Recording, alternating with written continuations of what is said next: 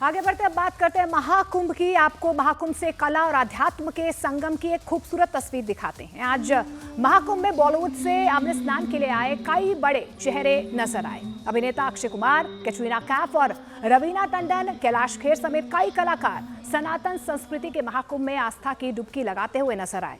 कैटरीना कैफ ने महाकुंभ में लोगों को खाना भी खिलाया। इसके अलावा कैटरीना कैफ और रवीना टंडन एक साथ भजन गाते हुए भी नजर आए।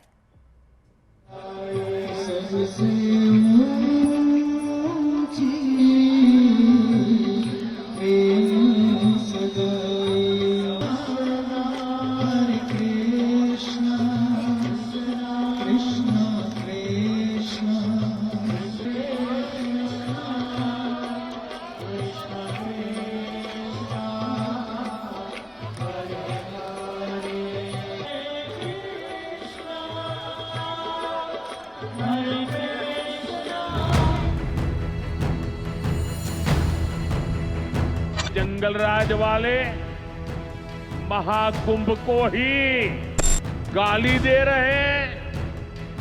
महाकुंभ को लेकर भद्दी भद्दी बातें कर रहे हैं। कुंभ का क्या कोई मतलब है? फालतू है कुंभ, फालतू है कुंभ। श्री लालू यादव जी कह रहे हैं, अरे ये सब कुंभ का क्या कोई मतलब है? फालतू का कुंभ है। यानी सनातन धर्म के इस महायोजन को फालतू उनको दिखाई देता है। ये केवल राजनीति है कुंभ। মহাকুম্ভ আমি নাইবা বললাম, ওটা এখন মৃত্যু কুম্ভ হয়ে গেছে। মহাকুম্ভ আমি নাইবা বললাম, ওটা এখন মৃত্যু কুম্ভ হয়ে গেছে।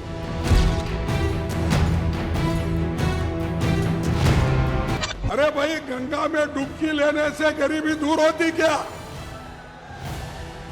आपको खाना मिलता पेट को।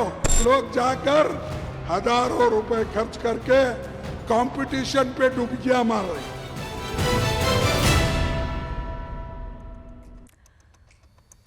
तो भारत की सनातन संस्कृति, अध्यात्म, समाज, परंपरा, जिंदगी और अनंत युगों की जीवन यात्रा का महामेला यानी कि महाकुंभ को अब सिर्फ 2 दिन बचे हैं। अब प्रयागराज में अगला महाकुंभ 12 साल के बाद आएगा।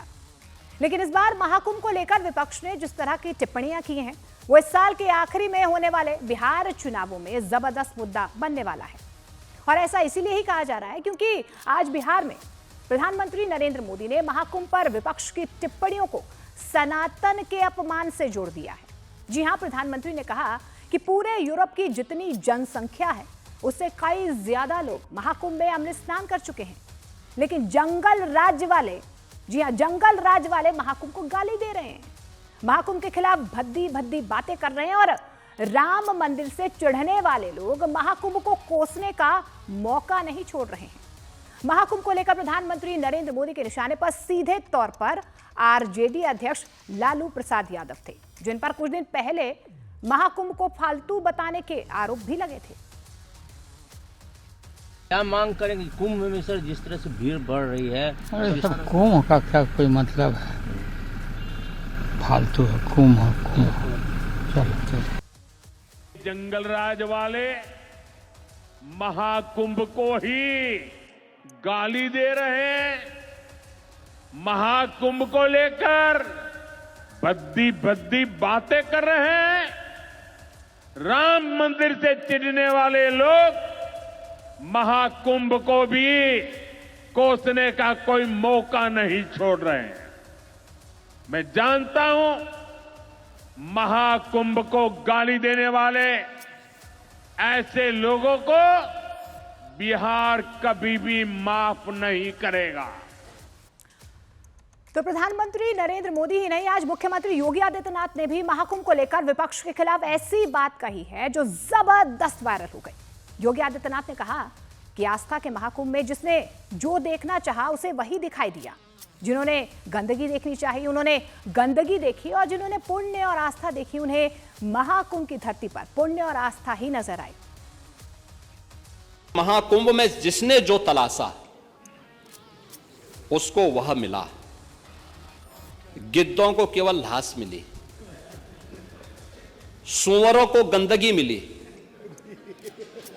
संवेदनशील लोगों को रिश्तों की खूबसूरत तस्वीर मिली, आस्थावानों को पुण्य मिला, सज्जनों को सज्जनता मिली, गरीबों को रोजगार मिला, अमीरों को धंधा मिला, श्रद्धालुओं को साफ सुथरी व्यवस्था मिली, पर्यटकों को अव्यवस्था मिली, सद्भावना वाले लोगों को जाति रहित व्यवस्था मिली, भक्तों को भगवान मिले।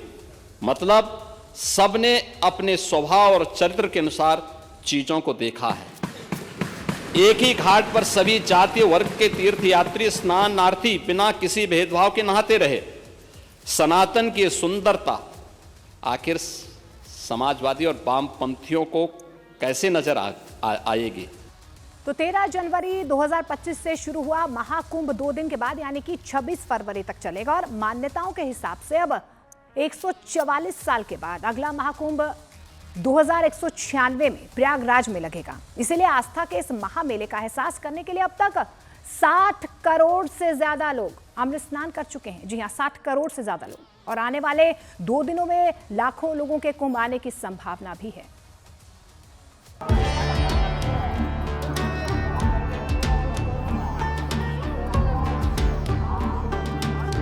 महाशिवरात्रि का महापर्व बस 2 दिन दूर है और महाकुंभ में आस्था की लहरें अब अपने चरम पर हैं। संगम नगरी हर हर महादेव के उद्घोष से गूंज रही है। आज 43वें दिन आस्था का जन सैलाब उमड़ा दिखाई दिया।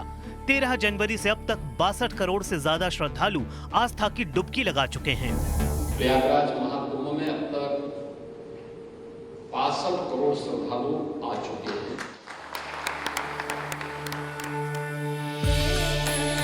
संगम नोज पर दूर दूर तक केवल श्रद्धालु ही श्रद्धालु नजर आ रहे हैं। गंगा, यमुना और सरस्वती के संगम पर भक्तों की आस्था लहरों के साथ बहती दिख रही है। भीड़ को देखते हुए प्रशासन पूरी मुस्तैदी से तैयार है। व्यवस्था इतनी चाक चौबंद है कि लाखों की भीड़ भी सहजता से संगम में स्नान कर रही है। पुलिस से लेकर मेडिकल टीमें, सफाई से लेकर ट्रैफिक तक हर व्यवस्था को इस तरह संभाला गया है कि श्रद्धालुओं को किसी भी तरह की दिक्कत ना हो।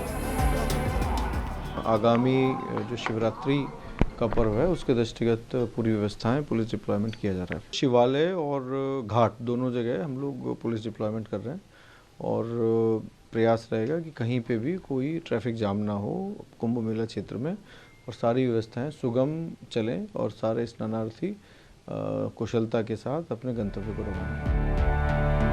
उधर प्रयागराज में सिर्फ संगम ही नहीं बल्कि रेलवे स्टेशनों पर श्रद्धालुओं का जन सैलाब दिखा। प्रयागराज जंक्शन पर दिल्ली, वाराणसी, लखनऊ जैसे शहरों से आने वाली ट्रेनें भरी हुई हैं। रेलवे भी इसे महापर्व के रूप में देख रहा है और स्पेशल ट्रेनों से लेकर टिकट मॉनिटरिंग तक हर स्तर पर इंतजाम किए जा रहे हैं। कंट्रोल के लिए कई स्टेप्स लिए गए हैं। एक तरीके से जो भी पैसेंजर आएंगे उन पैसेंजर्स में अगर उनके पास रिजर्व टिकट है पहले से तो वो सीधा स्टेशन के अंदर जाएंगे। जिनके पास टिकट नहीं है, अभी खरीदा नहीं है टिकट, वो लोग पहले एक होल्डिंग एरिया में जाएंगे। ये मेट्रो से जो एक साथ रश आता है, 3-4 हज़ार लोग एक साथ आते हैं, उसको डायरेक्शनली अब सीधा होल्डिंग एरिया में ले जाने की व्यवस्था की गई है। महाकुंभ में किसी भी श्रद्धालु को कोई दिक्कत ना हो, इसके लिए वहां पर तैनात सफाई कर्मी और पुलिस वाले बड़ी ही तत्परता और लगन से मदद के लिए डटे हैं। पीएम मोदी ने भी महाकुंभ में तैनात सफाई कर्मियों और पुलिस के योगदान को सराहा है। 24 घंटे जिस सेवा भाव से इस एकता के महाकुंभ में स्वच्छता के कार्य को संभाल रहे हैं, मैं आज उन सभी स्वच्छता के साथियों को आदरपूर्वक नमन करता हूं। इस एकता के महाकुंभ में जिन पुलिस कर्मियों ने देश के लोगों का दिल जीत लिया है, वे भी बधाई के पात्र हैं। इस महाकुंभ में सेवा की एक अद्भुत मिसाल किन्नर अखाड़ा भी पेश करता दिखा। किन्नर अखाड़े से जुड़े लोग घाटों की सफाई और ट्रैफिक नियंत्रण में प्रशासन की मदद करते नजर आए।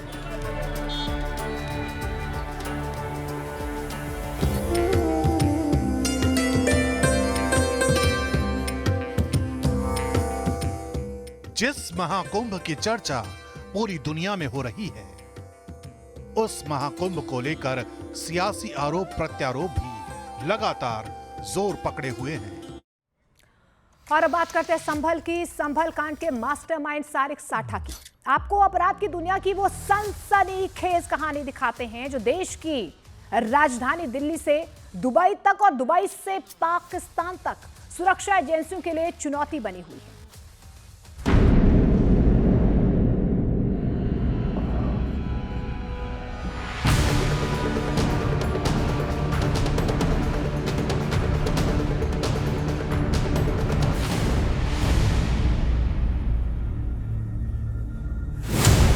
ब्लू लाइन के बस ड्राइवर से अंडरवर्ल्ड तक का सफर,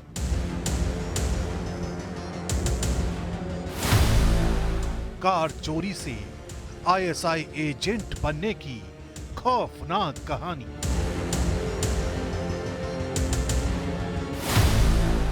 दुबई में बैठकर भारत में दंगे करवाने वाला मोहरा,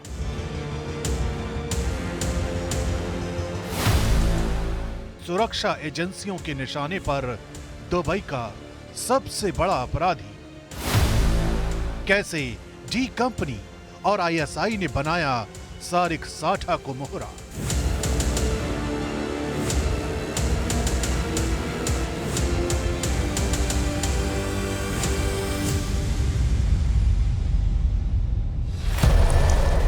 कहते हैं अपराध की लत एक ऐसा नशा है जिसमें एक बार एंट्री का मतलब है वापसी के सारे दरवाजे बंद।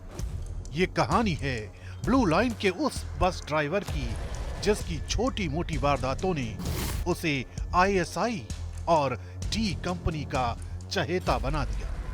ये कहानी है सारिक साठा की जिसने दुबई में रहते हुए संभल में दंगों का बारूद तैयार किया।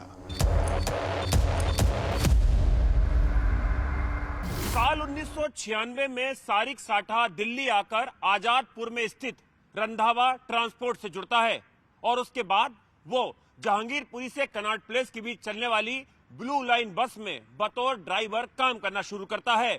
उस वक्त शायद सारिक साठा को खुद इस बात का अंदाजा नहीं होगा कि उसकी तकदीर उसे जुर्म की दुनिया के उस अंडरवर्ल्ड और सीमा पार की उस बदनाम एजेंसी तक ले जाएगी जिसे अंडरवर्ल्ड डॉन दाऊद इब्राहिम और पाकिस्तान आईएसआई मिलकर चला रहे थे।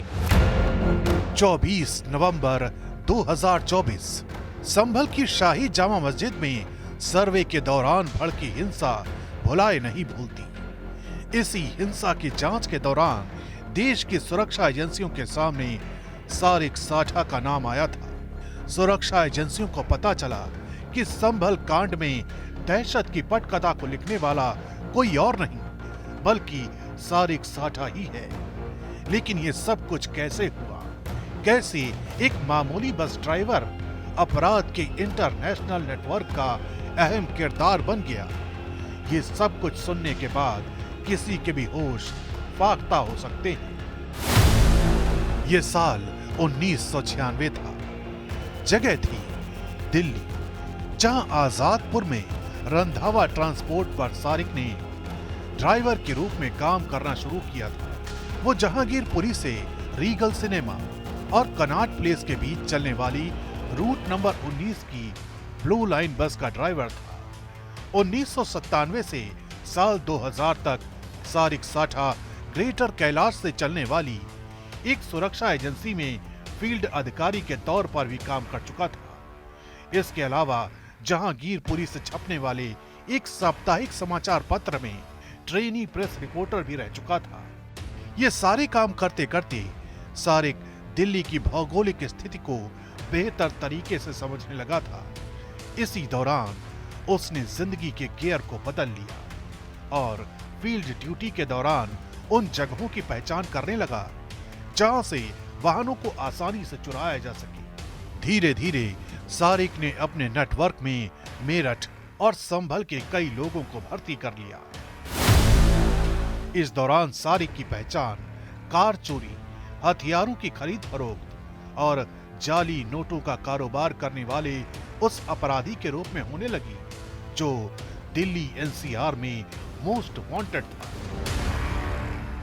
सारिक साठा पहले घरों में छोटी मोटी चोरियां करता था और उसके बाद कार चोरी के धंधे से जुड़ गया, जिसके बाद उसने जाली नोटों का कारोबार शुरू किया और फिर देखते ही देखते वो हवाला रैकेट और अंडरवर्ल्ड डॉन की डी कंपनी और पाकिस्तान आईएसआई के लिए दुबई में काम करने लगा। सारिक पहली बार 1999 में मुरादाबाद में एक मामले में जेल गया था। इसके बाद उसके अपराध की दुनिया लगातार विस्तार लेती गई। 2020 में फर्जी पासपोर्ट के जरिए वो दुबई भाग गया। ये पासपोर्ट उसने 2020 में ही दिल्ली के पते पर बनवाया था। एजेंसियों के मुताबिक इस वक्त सारिक दुबई में हवाला रैकेट को संभाल रहा है। वो पाकिस्तान में आईएसआई के रिटायर्ड अफसरों और फोर्स के कुछ रिटायर्ड अधिकारियों के संपर्क में आया, जिसके बाद वो डी कंपनी के लोगों से भी जुड़ गया। सुरक्षा एजेंसियों के दस्तावेज बताते हैं कि दुबई में सारिक साठा आईएसआई के बड़े मोहरे के तौर पर काम करता है। कोई भी व्यक्ति भारत गणराज्य की सीमा से बाहर भी बैठ के भारत में किसी भी गतिविधि को, लीगल एक्टिविटी को अंजाम देता है। फॉर एग्जांपल कोई एक्स व्यक्ति है, वो किसी अन्य देश में बैठ के वाई व्यक्ति को बताता है कि आपको वहाँ जाके मर्डर करना है, तो उसमें एक्स और वाई दोनों इक्वली अकाउंटेबल होंगे। ये 48 BNS सेक्शन है, वो इस बात को परमिट करता है। तो कल की गुलाम की गिरफ्तारी के बाद में अब सारिक साठा के खिलाफ भी सेक्शन 48 BNS में है, कार्रवाई सुनिश्चित की जाएगी। सारिक के अपराध की दुनिया के दस्तावेज ऐसे हैं जिनमें अनगिनत कहानियां हैं।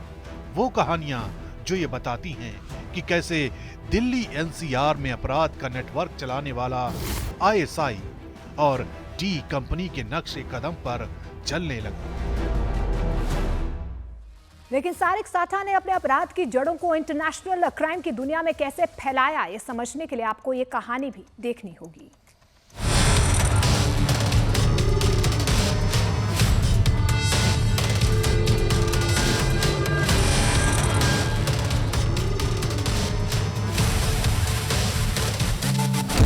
दुबई में कैसे बना संभल हिंसा का कंट्रोल रूम।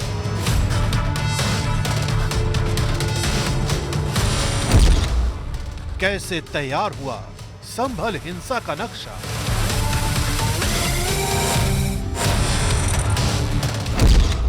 हथियारों की सप्लाई से लेकर हवाला कनेक्शन तक।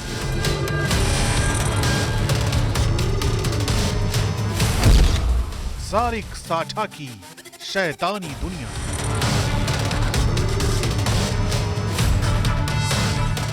ये कोई साधारण दस्तावेज नहीं है, ये वो आधिकारिक जानकारी है जो सारिक साठा ने उस 20 लाख की लूट के सिलसिले में पुलिस को दी है, जिस लूट को 1999 में अंजाम दिया गया था। वो दिन और आज की तारीख, सारिक साठा के अपराध की दुनिया पूरी तरह बदल चुकी है। वो आईएसआई और डी कंपनी के एक ऐसे नेक्सस का हिस्सा है जहां से साजिशों का इंटरनेशनल रूट तैयार होता है। और इसी रूट को समझने के लिए आपको संभल हिंसा की क्रोनोलॉजी को समझना होगा, जिसका कंट्रोल रूम दुबई को बनाया गया।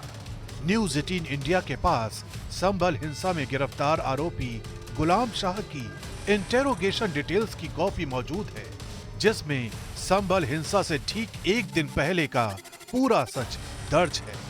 इस दस्तावेज के मुताबिक संभल हिंसा से एक दिन पहले एक फोन आया था। शाही जामा मस्जिद में किसी भी हाल में सर्वे नहीं होना चाहिए। जो हथियार हैं वो सबके बीच बांट दो। सर्वे के लिए जो वकील आता है उसे मार दो। ये ऑर्डर दुबई में बैठे मोस्ट वांटेड क्रिमिनल और डी कंपनी के गुर्गों की तरफ से दिया गया था। संभल हिंसा में गिरफ्तार गुलाम शाह ने ही ये पर्दाफाश किया था कि दुबई में बैठे बड़े हथियार सप्लायर और हवाला ऑपरेटर सारिक साठा ने हिंसा में बड़ी भूमिका निभाई थी। बताया जाता है कि सारिक साठा के कई गुर्गे संभल में मौजूद थे, जिन्होंने 24 नवंबर को संभल में हुई हिंसा के दौरान पुलिस और भीड़ पर गोलियां चलाई थी। गुलाम शाह से हुई पूछताछ के दौरान ही ये बात भी पता चली थी कि सारिक साठा के ही इशारे पर संभल हिंसा में हथियार सप्लाई किए गए थे। लेकिन सवाल ये भी कि आखिर संभल हिंसा का मास्टरमाइंड सारिक साठा कैसे डी कंपनी और आईएसआई तक पहुंच पाया। इस वक्त की बड़ी खबर आपको बता दें, ब्रेकिंग न्यूज आ रही। दिल्ली की रेखा गुप्ता सरकार ने 100 दिन का प्लान तैयार कर लिया है। मंत्री कपिल मिश्रा ने बताया है कि सीएम ने निर्देश दिया है कि सभी मंत्री संकल्प पत्र की गारंटी पूरी करने में जुट जाएं। तो कपिल मिश्रा की तरफ से यह कहा गया है कि मुख्यमंत्री ने कहा है कि जो गारंटी, जो वादे संकल्प पत्र में किए गए हैं, उन्हें पूरा करने के लिए सभी जुट जाएं। मुख्यमंत्री जी का निर्देश है, हम सभी लोग अपना अपना कार्यभार संभाल कर जो संकल्प पत्र दिल्ली की जनता को दिया गया है उसको पूरा करने के कार्य में लग जाएं। आज इसी कार्य की शुरुआत की गई है। जो विभागों की जिम्मेदारी मुझे दी है उनका कार्यभार आज आधिकारिक तौर पर आज संभाला है और आज ही से अधिकारियों को निर्देश दे दिए गए हैं कि जो हमारे संकल्प पत्र में जो भी हमने वादे किए हैं उनके लिए एक टाइमलाइन बना के उनको पूरा करने का एक्शन प्लान यहाँ पर दिया जाए। समय चक्र बदलता है, ये बात आप सबने सुनी होगी, लेकिन आज हम समय चक्र की एक दिलचस्प तस्वीर आपको दिखाने जा रहे हैं। ये समय चक्र दिल्ली विधानसभा के नए अध्यक्ष विजेंद्र गुप्ता का है। आज विजेंद्र गुप्ता को विधानसभा अध्यक्ष बनने पर बीजेपी के साथ साथ आम आदमी पार्टी और कांग्रेस भी बधाई दे रही है। आज विजेंद्र गुप्ता उस कुर्सी पर है जिससे वो विपक्ष के नेताओं को चुप कराने की ताकत रखते हैं, लेकिन इसी कुर्सी की ताकत से उन्हें कई बार विधानसभा से बाहर फेंका जा चुका है। विजेंद्र गुप्ता की ये तस्वीरें 10 साल पहले की हैं, जब आम आदमी पार्टी की सरकार में उन्हें विधानसभा से उठाकर बाहर फेंक दिया गया था। बड़े अपमानजनक तरीके से मार्शल उन्हें घसीटते हुए विधानसभा के बाहर ले गए थे, क्योंकि वो विधानसभा में अरविंद केजरीवाल सरकार के खिलाफ आवाज उठा रहे थे, लेकिन तब उन्हें घसीटकर बाहर फेंका गया था। आपको अध्यक्ष के रूप में इस सदन में सेवा का मौका मिला, ये हम सबके लिए बड़े हर्ष की बात है। और मैं एक बात जहां आपको बधाई देना चाहता हूं, अपने सभी सदस्यों के से मिलकर हम सब आपको बधाई देते हैं। हमें पता है कि ये जो विधानसभा में आपके साथ होता था, जैसे हमारी अभी सीएम महोदय ने कहा, बहुत बुरा होता था। मैं अभी बैठा हुआ यही कह रहा था, बहुत बुरा समय आपने देखा। लेकिन ऐसा होता है, ये समय का चक्कर है। कभी जो आपको उठा के बाहर फेंकते थे, आज उस विधानसभा में नहीं रही। लेकिन मैं एक बात अध्यक्ष जी आपके माध्यम से जरूर कहना चाहता हूँ,